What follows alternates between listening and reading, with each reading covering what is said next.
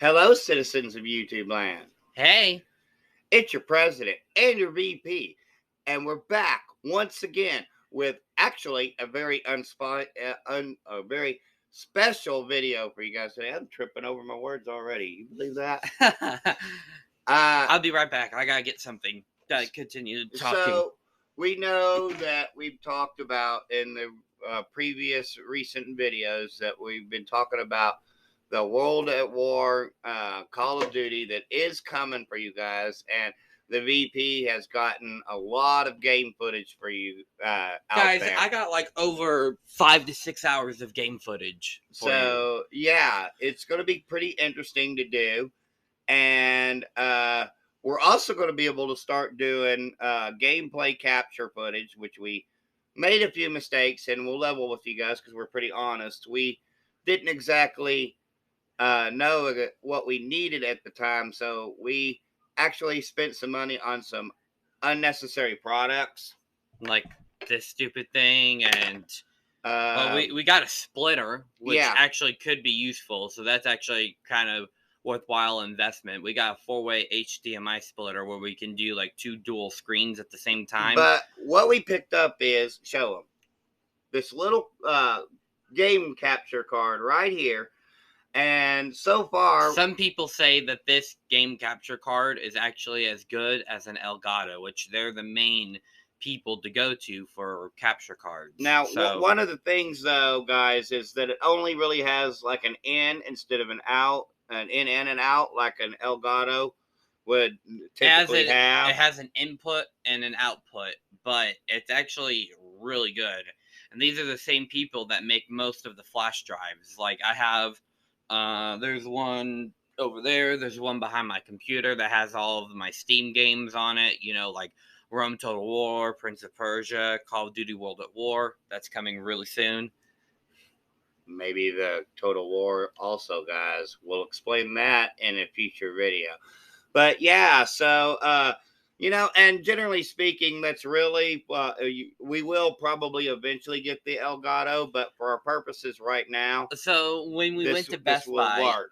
All right, let me explain. When we went to Best Buy for this, they showed us the Elgato, and it was $180, and I was like, that is way too expensive for us right now. We get that it's actually a fairly decent price, but guys, we're just two poor idiots from the Ozarks at the moment. So yeah, and then we bought. Oh, I'm gonna say it right now. First, we bought an adapter, which I'm probably gonna play a meme here up on the green screen, and hopefully it will work out. But it'll be right there, and it's gonna be a pretty funny meme. Yeah, I'll play that there. We definitely screwed up a bit, so I'll play that meme right there for you guys. So yeah, and also we kind of screwed up in another way, which we'll get to in a moment. But yeah, we got this. This is super cool. Let's start the unboxing, shall we? Yep. Because guess what we picked up yesterday? And I bet you're wondering, guys, what's this giant green box you have? Well, it just happens to be. We got a controller. Nah, I'm kidding. We actually got more than that in there. But I'll show the controller off real quick. I actually don't like this thing, but I could probably fix it up a bit, refurbish it a bit. Yeah, we actually got that tiny screwdriver. It is possible. Yeah, so it is possible. But we got this controller here, which the only problem that's really wrong with it is that the Z button is a little loose. Other than that, it's pretty good. It's an off-brand controller. I do have another one down here. Where is it? Which we kind of screwed up a bit on. Yeah, it has a USB in, but I could probably find like a Sega Genesis to USB adapter.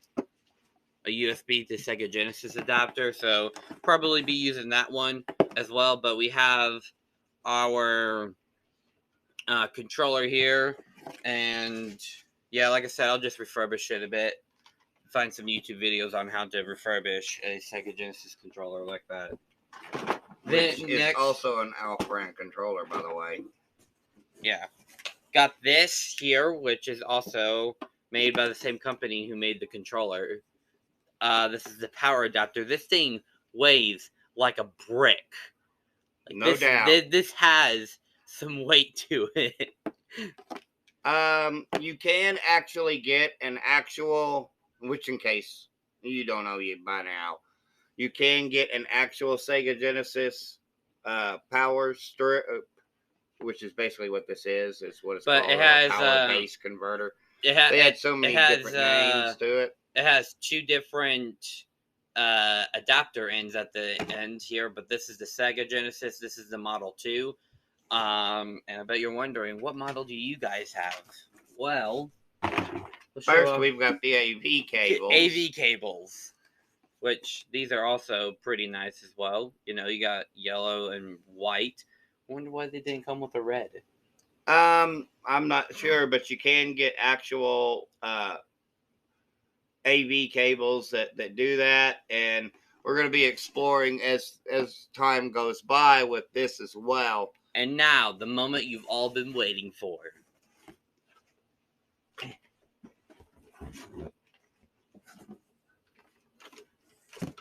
Sega! That's right, guys. We got ourselves a Sega Genesis. Picked up this bad boy for $60 at Lightning Pawn. And it's the version we wanted to get. Not Lightning Pawn, vintage stock. Oh, vintage stock, sorry. It was the version we got for $60 at vintage stock. But we actually went to Lightning Pawn and they didn't have one, which you would think would be kind of weird. But this is the version we wanted to get, is the Model 1 with the high definition graphics, which means that the sound is going to be so much better than the other models. And you can see here, you know, you got on off switch, feels really nice. Volume sounds really nice, you know, all that. We actually tested it out yesterday and it wasn't working. So what I decided to do was the old blow in here trick, and then blow in the cartridge trick, and it didn't work again. So Dad had to blow into it a second time, and then we went boop, and it worked. And we're like, holy cow! Now the pins are probably actually a little bit loose, but yeah, the placebo effect, guys. Those of you who are my age, not necessarily him, but in a way him, because he kind of grew up So I on actually, a Sega Genesis Mini, yeah, I had the original version that came out. I had a Sega Genesis Mini. I had a Sega Genesis Classic Mini, which is Model 4 now. And they actually had this top slider in here, not the one that many people have nowadays that has all the built-in games that doesn't allow you to insert Sega Genesis games, but one that actually did allow you to insert a Sega Genesis game on it.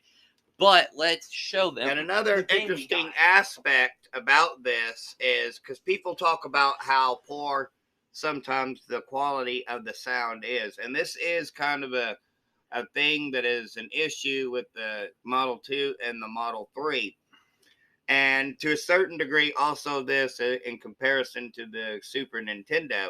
But what you can do is that it has this headphone jack here, and you can run this headphone jack right here, and you can run an audio cable from there into your TV to get a much better, much clearer sound. Yeah. And so, yeah, show them the cartridge that we'd picked up not too long ago. Well, we were in Rogers, which this is unfortunate because we went to a concert there, guys. It was awesome. It was REO Speedwagon, Styx, and Loverboy playing there. And my dumb self accidentally deleted the footage when I wiped my SIM card clean. And so all that stuff that we got from our hotel room to the journey there to heck even talking about the concert afterwards got deleted. And so that lady's over there shaking her head about it. Yeah.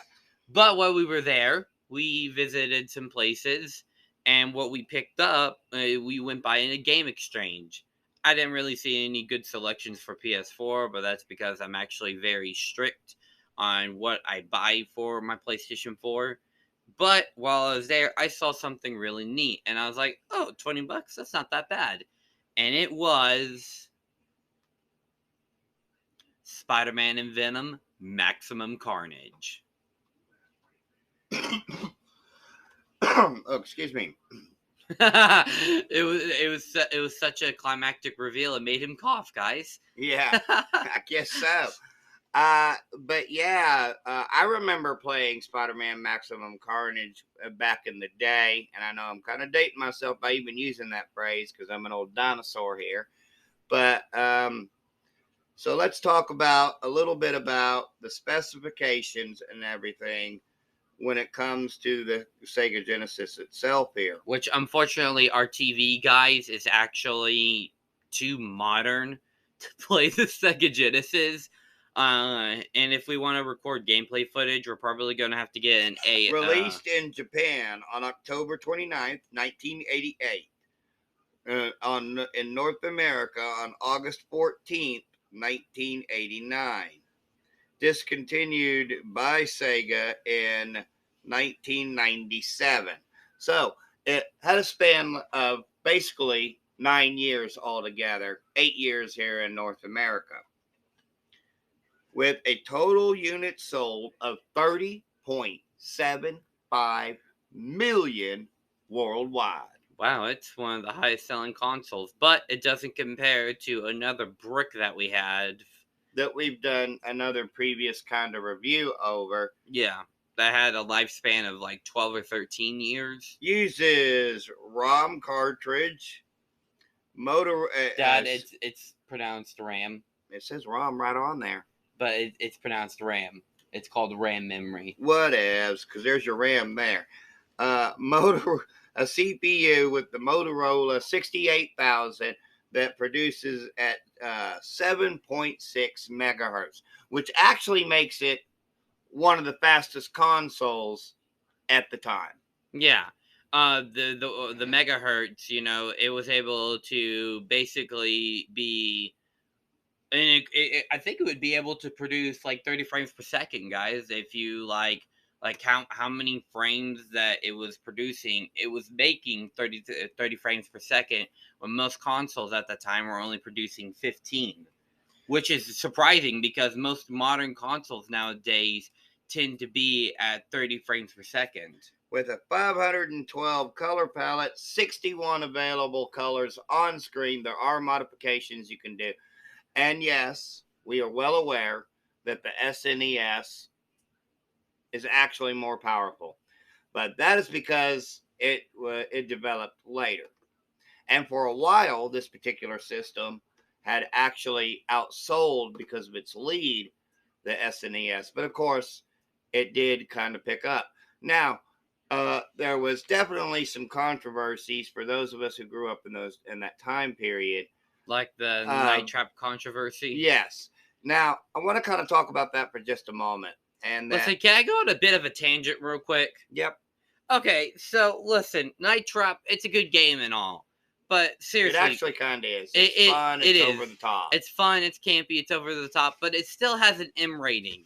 Guys, you need to re-release this game with the T rating. It doesn't deserve an M rating. Okay. Now, what's important about this, though, is if we're going to talk about Night Trap for just a second, some information for you guys is that Sega was pulled into basically our Senate here in America, and they had to talk about video game violence because, guys, it's nothing new. You may hear about it even today about how people are inspired by video games to go out and do things that they're going to do. But nobody really addresses the true matter at hand, and that is that these people that do these things, they really need help. And if you're suffering from mental problems at this moment, we encourage you to seek professional help. We really do. Yeah. So we'll throw that out there. But okay, I actually know a bit of this controversy from the mid 90s and stuff. So in the mid 90s, there was this big hearing for Nintendo of America and Sega of America, and that the government basically said You need to establish your own rating system, or we're going to do it for you. Not realizing that Sega has already been establishing their own had already established their own rating system by themselves. They didn't even do it. They're like, all right, we need a rating system for our games, guys. Here. And what was really interesting about it is that Nintendo threw them under the bus. well, not just that, because Nintendo at times, and I love Nintendo. I Listen, grew up on Nintendo. Nintendo can be an evil corporation. They were afraid of the competition. Nowadays, they kind of lag way behind on the other two consoles that are out. They really do. Yeah. But at the time, they were the leaders in the forefront, and we'll just say something that's a little bit controversial, but not really. Nintendo wanted a monopoly on the video game market, guys. And of course, since Sega was their number one competitor, they kind of threw them under the bus. And it was basically a situation of where the congressmen and women at the time had wanted to address the video game violence.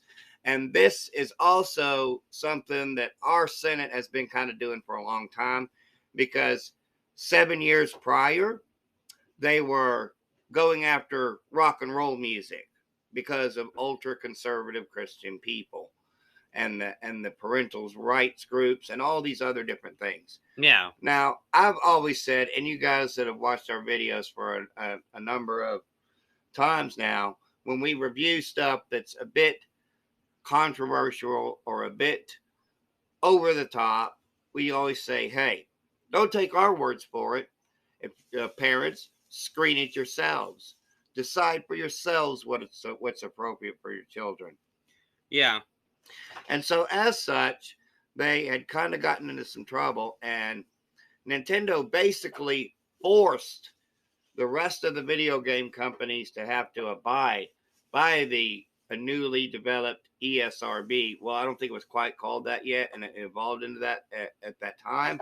So the birth of the ESRB actually came from these entire court hearings. And let me point out something funny real quick. So the president of Nintendo of America at the time said, as long as I'm president, Night Trap will never be on a Nintendo console. Guess what's on the Nintendo Switch, guys? Night Trap.